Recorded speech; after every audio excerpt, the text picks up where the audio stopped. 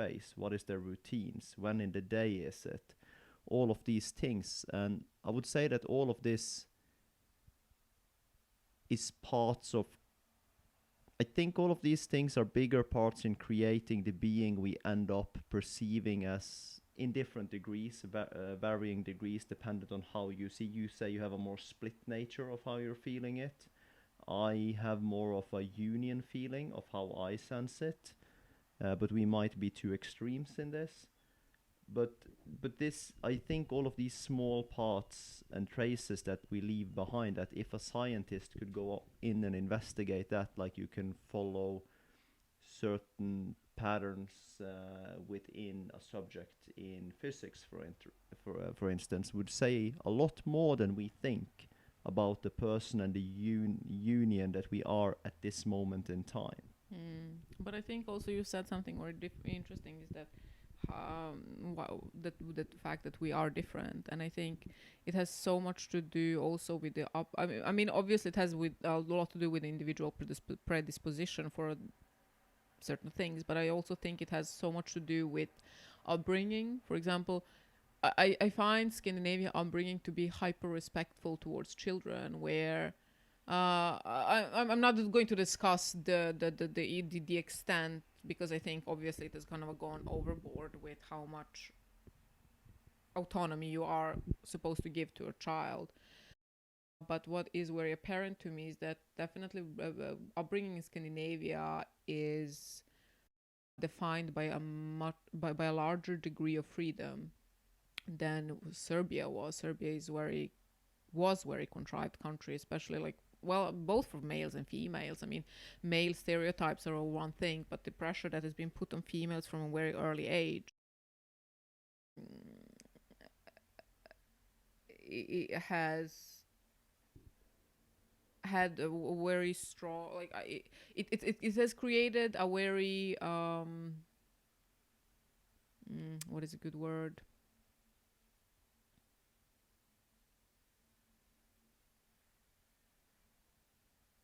well, I'm not coming with a good word. Like when a person is contrived within certain parameters, and you can't break free of that, because what you've learned throughout society is that this is how you're going to do things, and this is how you have to do things.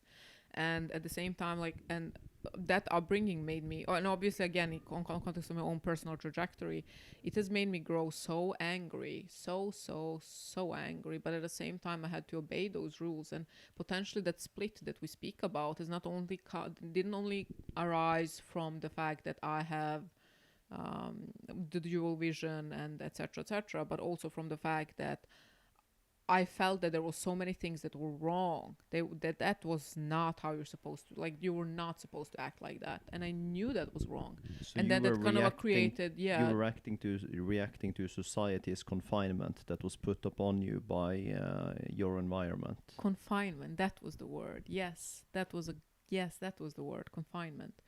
Um, yes, and that's exactly that. And potentially even this split and even in this paralysis that I've experienced is exactly contingent upon the pressure and the expectations on one side, while me just being like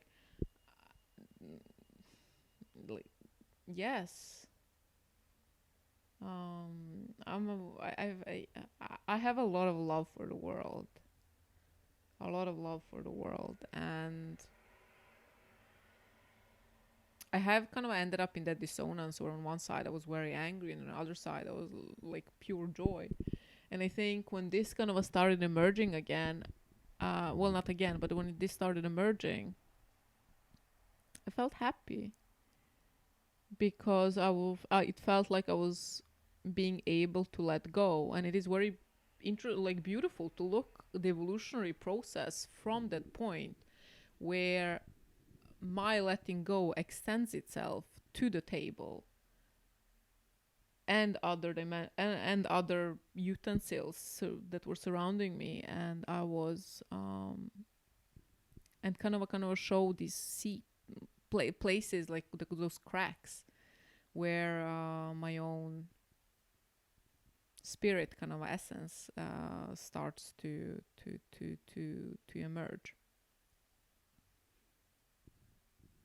Yeah. So I am thinking a bit about this piece, and especially the table. If we do this, because it's what is interesting to me, because I remember when you made the discovery of what you had been subconsciously creating here, that you were quite enamored by all these figures and stories that were within this place, that you were in a way just doing the task that you had to do with investigating how your colors were in relation to what you were doing other places.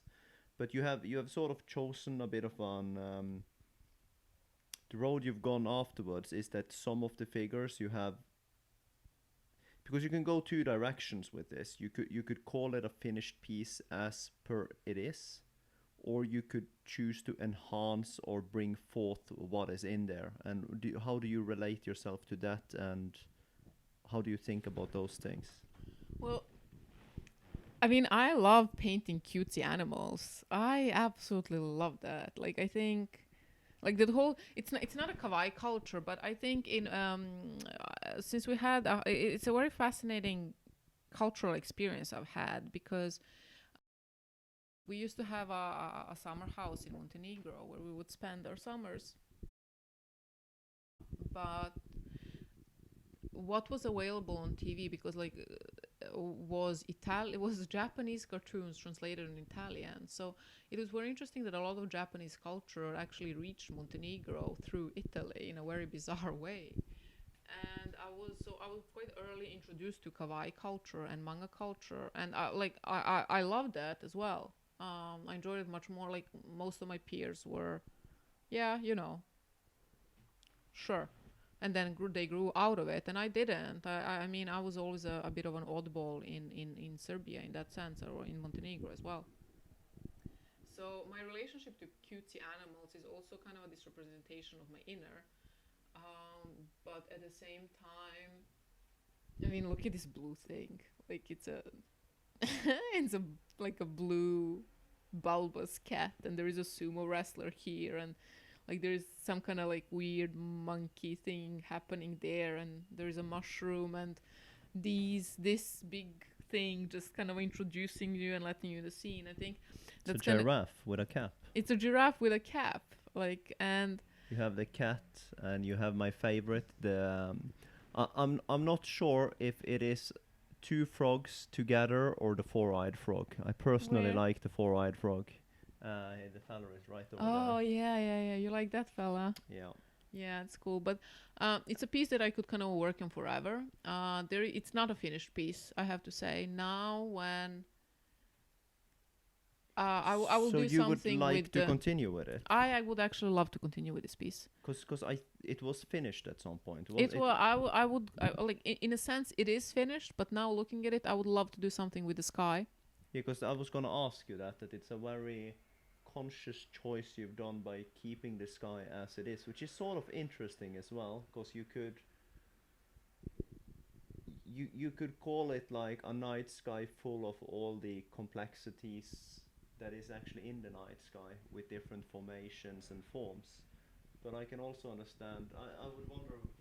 But that's the thing, like it's this discrepancy, like it's the difference, and I think like what we're starting to speak a bit about now is the difference between being an artist and being a painter, because there is a difference, and I think there is a difference that should be addressed, and I will address it if like in due time. But as an art piece, this is finished, and this is a very interesting discussion. As an art piece, this is a finished piece because I have my in well, my subconscious intention has le- not leaped, but oh, I'm out of words today. I'm sorry. Has managed to achieve a dimension where the transfer has become materialized. So my thoughts, my feelings, my apprehension have become materialized through the means of transfer and what I've put on this table. So as an art piece, it's a done piece, but as a painting, it represents something else. And as a painting, I would like to change it, and I would like to change it because this dark gray that is in the background is not something that I want to. It's not that I don't want to, but I think that there are different additions that would represent my intention now in a better way than I was able to do it at that point. At that point, I was only concerned with unpetrifying myself, unfreezing myself. I think I And worked like it took me 2 to 3 years to tone up, which is a very long amount of time. I have an interesting thought, but I'm going to go on a tangent now. Oh. But if you think about the pure representation of it, how this has ended up being like light colored, very happy, all these animals of varieties, the moon coming up, potential Darth Vader in the moon. I think this looks like an apple. I think that's the fascinating part. Like, do you see a stalk still here, and then like I think it looks like an apple. But yeah, oh full yeah, moon, yeah, yeah, I can see. full moon or an No, apple. the moon is this big white thing over here. Oh, okay. Um, but you could have the moon up there as well. But you could also use this to represent you in the state that you are at. You have this gray cloud or heaviness that is on top, stopping all of this happiness to come up and participate and come to the surface. So the gray density is what you had to work through, and the bottom is where you were at. That is a very beautiful interpretation. Thank you for that.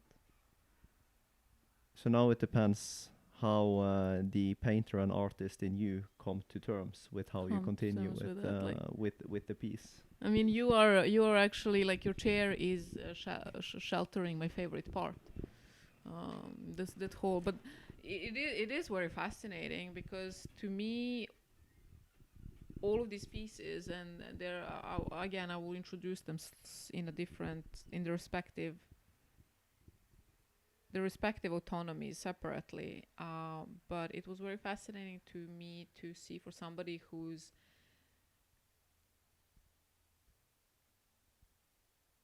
pattern recognition has been always of a high degree of efficiency to freeze when I was supposed to do something that I love. And I think there was such a strong dissonance within me that I could not reconcile for a very long time. And these pieces are fascinating exactly because they've showed me they have kind of a started that this is part where I started understanding that art is fulfilling its promise. There's a lot of dimensions where people think, like, discuss why art is important, why art isn't important.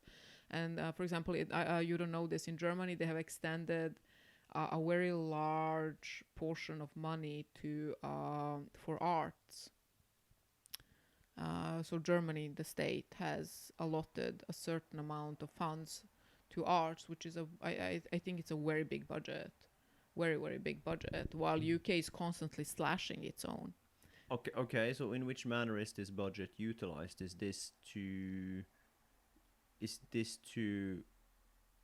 for the government to sort of buy and No, I think it was per- fun. or is it like funding to artists in forms of sponsorships, etc.? I think I think all of that. I think because both could be effective ways. If you Yeah, allow yeah. X amounts of millions to buy art from upcoming artists to put in place in public I buildings, that wonder would do the- a lot for an art. But I think they've done like 90 million euros or 190 million euros. It's some kind of like quite large number. And I'm sorry I don't recall that. I didn't think that I would speak about it. Otherwise, I would have pulled up the information. But we can do that later. However, I think it's very fascinating to think about what art is for and how art is for, and especially again in the context of me being very versed in psychoanalysis. I think it's very interesting, this dimension where your own opening up corresponds with the availability of the situation that allows you to open up and extend yourself in such a manner, and through those means achieve your own personal transcendence. And sometimes I hear, like, it not sometimes, but a lot of the times I hear these words thrown around quite lightly and in a very commercial sense, which obviously there's space and time for everything. But I think it's so fascinating to think that how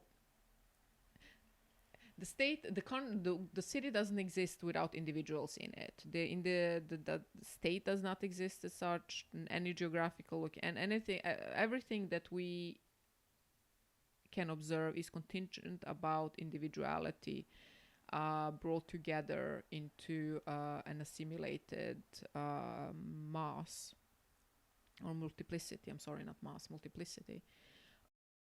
So my own narrative is interesting exactly from the point where it accounts for a personal journey which has such levels of awareness where a mind has deteriorated and then used ability to recognize information through means of the conversation with a blank canvas, and in that way understand what is happening, how it's happening, and restructure itself. And I think that's what makes art so gorgeous and why these pieces are so valuable to me and so important to me, exactly because they mark awakening and this toning up of the self to the self, and this kind of a return where I'm slowly kind of starting to gain back my old powers. And powers are a very interesting dimension to speak about in context of art, and a lot of different things. But I was a very capable person, and when I froze, when I think ultimately what happened in London is that a lot of trauma just surfaced due to the circumstances. And I also, like, living in Norway is a wonderful thing. You're quite shielded. And Yeah, and also the part of society we were in was not necessarily provoking those types of underlying waves to come forth. no, exactly. But when you come to London, I think I had to face all of those games and all of those things that I thought that people would surpass as we grow up. But I understand that we never do. And because it's an evolutionary process, it's not even the game, but it's just the process itself. And I think in that context, a lot of the barriers, these dreamlike barriers that kind of I've created, just broke. And a lot of trauma surfaced. And I had to deal with a lot of things that I don't know, wasn't ready. Didn't think You I would probably have to. had to deal with a lot of things that wasn't necessarily that clear, that had such a significant impact on your Impact, persona yeah, and had yeah. was such a large underlying part. Yeah, exactly. Because I was always used to just pushing. Oh, you know, that's how we. Yeah, and also the safety of the environment that we came from in Norway, with you being a dentist, me being an engineer, how that is structured. Like it's a very static environment to changing to a full-on dynamic every day where it all hinges on you and your own performance in a different manner. And again, I've always just learned how to push myself. I mean, I've never had the luxury of not having to do that. So even in the context of art, when we're doing all of this, and I was doing all of this, I was trying to push myself and push myself and push myself, and I was yes, my head was hurting quite a lot because I was pushing through a wall, and then something cracked, and then it started to open up, and this opening up has, actually, what's my favorite character? Do you see there's like a kind of a weird green creature? It looks like almost like a green devil, like smiling, like posing naked, like its upper body thing. I will show it to you. Oh yeah, I see it, but I'm Look, block. do you see the but red nipples? yes, but I am blocking it. I would call it yellow, but No, it's light green. No, but you would call it yellow because of the shadow. We're not having this discussion. um, you have a trained eye when it comes to color. meow. But I'm wondering about, because I need to say that this is one of the series I would be quite I would have liked this to be exhibited, because I would have liked to see the reactions and the apprehensions of people seeing this. Mostly because I'm wondering if it will be perceived more as abstraction, how it will be categorized, how people interact with these things, because I feel that both you and I have a fairly developed pattern machine when it comes to these types of things. We see a lot of patterns in them, and both of us share this. And to me, it's very interesting to see, because I meet people who see these patterns and who don't, and it would be very interesting to see how just how people interacted with it and what they're left with after seeing this. Do you have any thoughts on that?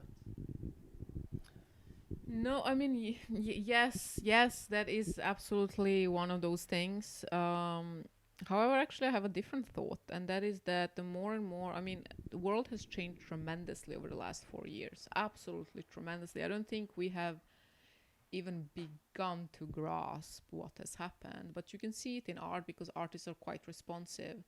I think more and more art is kind of becoming digitalized, and my own work is digitalized now. So this whole trajectory that I'm this journey that I'm taking you through is also the one of time. And that's a very that's a topic that I'm not going to discuss too much right now. I think it will have its own place later on.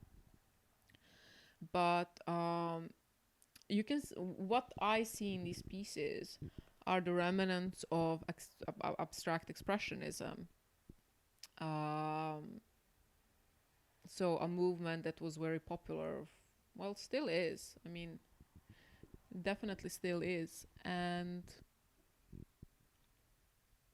it's interesting to see if this, like, to me, almost this piece feels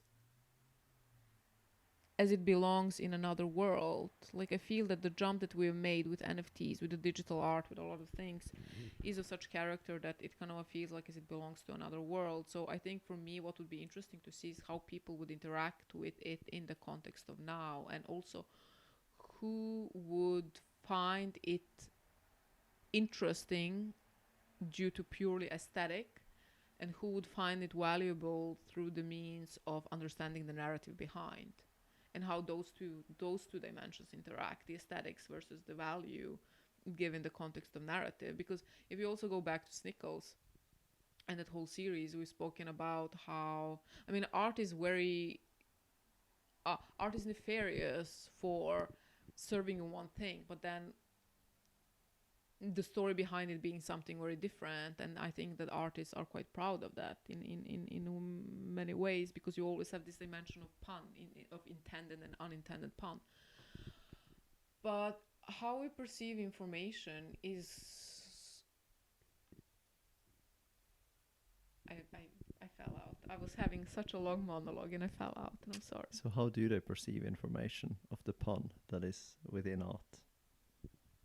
I think you take it as something almost granted, but also this piece, you would say that this piece has, it's a scenery, there's explosion, there's a lot of etc etc, there's a lot of movement, there is a lot of things that have been, like, again, within the context of transfer and expansion, you have this movement captured within a 2D, well, 3D plane, because a lot of this is sticking out, but essentially in a compressed state, and yet it has such high energy.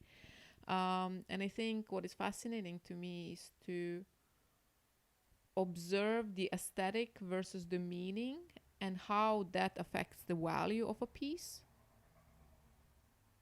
And I think because obviously every artist that kind of wants to live of art has to think about very thoroughly about this dimensional value. What is a valuable work, and for whom it is valuable?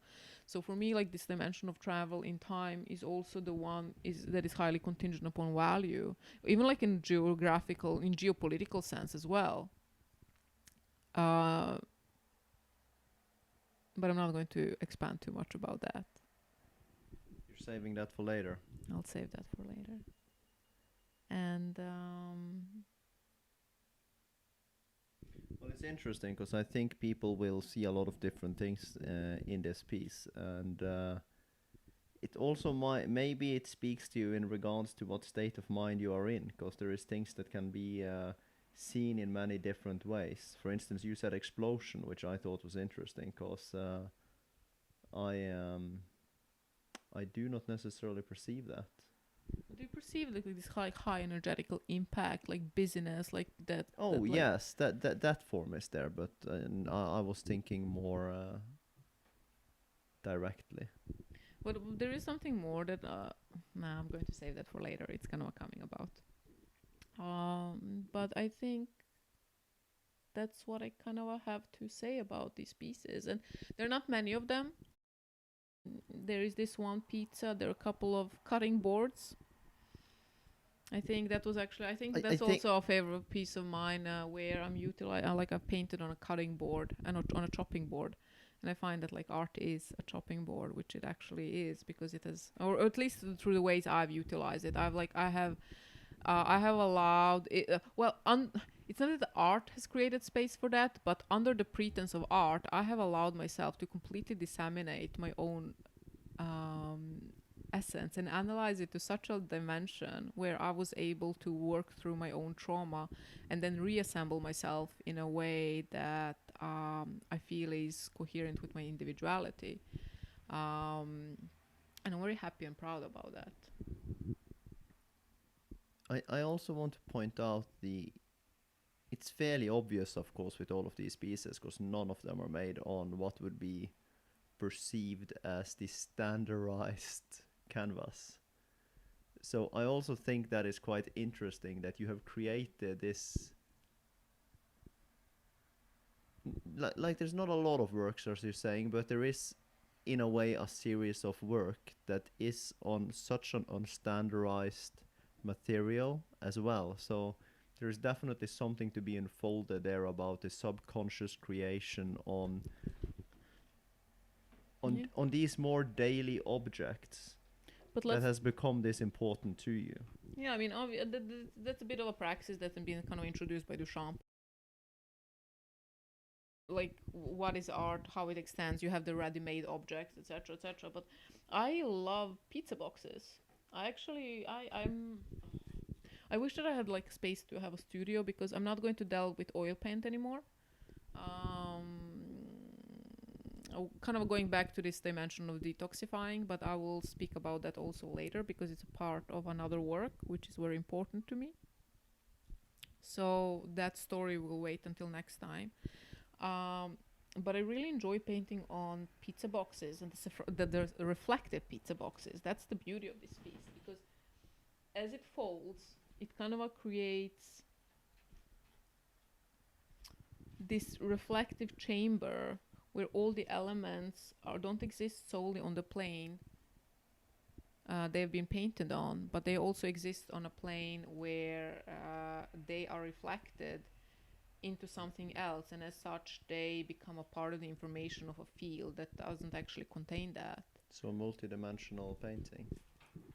Multidimensional painting. And I enjoyed that. I very much enjoyed that when I was painting that. Actually, I really wish to make more of these pizza things. Yeah. And yes. Something to look out for in the future. Yeah. Are we? How long have you spoken about? I think we're at a good place in regards to the topic. We've talked about like we have the transfer. We've spoken about the importance Extension. of the extension. Well, it's not of these well, it's not the pieces. transfer that is kind of a transfer of course, but transfer in the other context. I mean, there are a couple of like I've been. I think it's very interesting. I was reading. Who was it?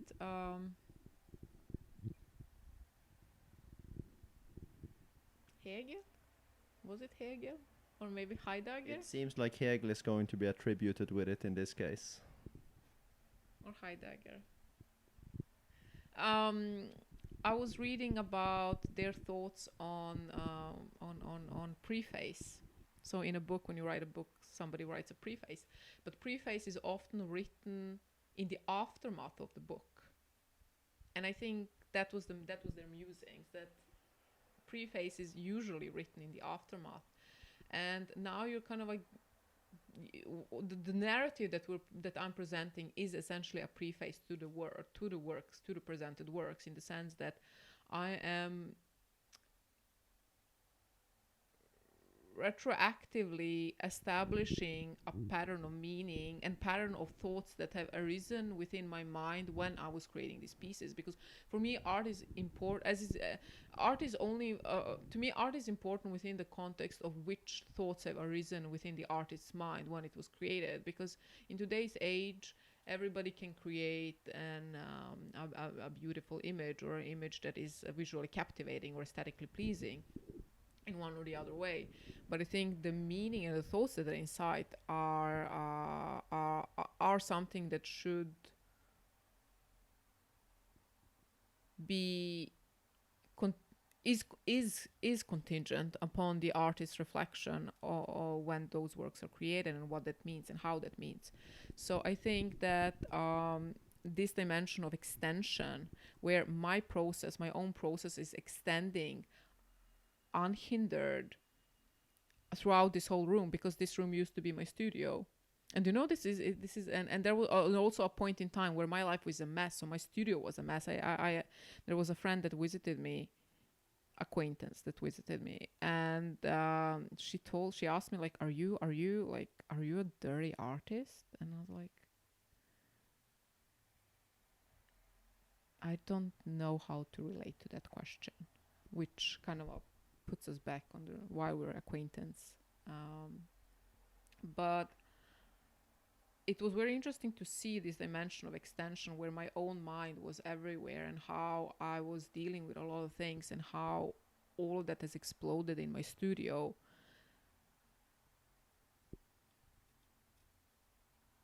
And how that is captured within these works. So this dimension, if these works are about something, they're about the extension of the process and the extension of the self. I was when we were. I'll just tell you one last anecdote, and then we'll finish up here. And that is that when we started thinking about moving, I was kind of looking about all the pieces that we had around in our house. And I was thinking about how all of them are connected to the mindsetual dimension that has established a relationship of such character that they have been brought into our environment. So that means, in a way, they're acting as the extended self. And you usually speak of these things as points of identification. You identify with something. But I think that we should. I think there is more fruits to gather if we observe everything that we own/create through the means of the extension of the self. I think that kind of opens up a very interesting dimension to discuss the individuality, that the subjectivity that every individual's existence is contingent upon. Because again, individual becomes the individual becomes the multiple, and the multiple becomes the society that we know and live in. And for somebody who contemplates all the time why are things the way they are, I think this dimension of extension is a very important one to explore.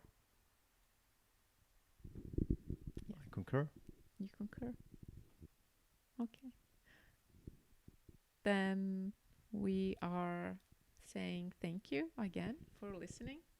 And I hope that my own process is helping you transcend, and acts as a form of I'm not going to say guide. This is not like a hierarchical dimension, but where I hope that it allows for you to explore more of your existence, and more of the existence that is shaping your own personal trajectories. I am also intrigued and hope that this sparks some wonder, and I would like also to hear how people perceive this. I know that this video media isn't perfect for reflecting these pieces in their full grandeur, but it will be interesting to hear how people actually perceive and interact with it when they see these pieces. And I hope that our talk about them now and everything gives a bit of context to what they are and what has been important in creating them. So thank you, Thank you. and then speak next time.